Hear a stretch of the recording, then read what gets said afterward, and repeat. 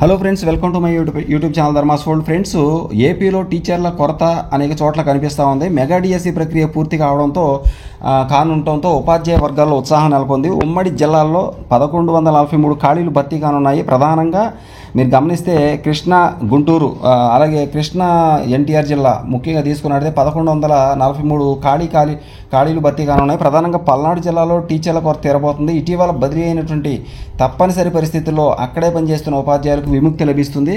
ఉమ్మడి జిల్లాల్లో 2 నెలల క్రితం దాదాపు 5,000 మంది ఉపాధ్యాయులను బదిలీ చేశారు. ఇందులో ఎక్కువ మంది పల్నాడు జిల్లా నుంచి గుంటూరు, బాపట్ల జిల్లాలకు వెళ్ళటం జరిగింది. ఫ్రెండ్స్, మారుమూల గ్రామాల్లో సౌకర్యాలు లేని కారణంగా చాలామంది 2 జిల్లాలకు వచ్చేశారు. ఫలితంగా పల్నాడు జిల్లాలో దాదాపు 300కు పైగా ఖాళీలు ఏర్పడ్డాయి. వీటిని భర్తీ చేయలేక అధికారులకు అష్టకష్టాలు పడ్డ విషయం మనందరూ తెలుసు.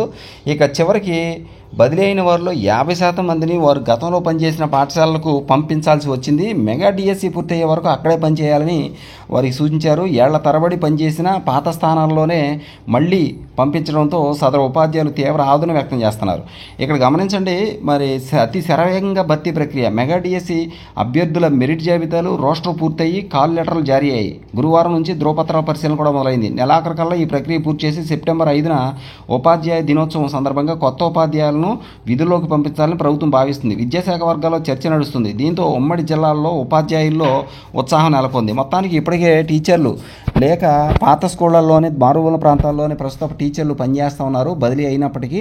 కాబట్టి కొత్త టీచర్లు వస్తే ఆ యొక్క కొత్త టీచర్లు జాయిన్ అవ్వడం వల్ల అక్కడ ఉన్నటువంటి పాత టీచర్లు రిలీవ్ అయ్యి తమ ప్లేసులకు రావడానికి అవకాశం కనిపిస్తుంది. కాబట్టి తప్పనిసరిగా ఈ ప్రాసెస్ తొందరగా ముగించాలని చెప్పేసి భావిస్తూ ఉన్నారు. Thank you so much for watching. Please share this video and subscribe my channel.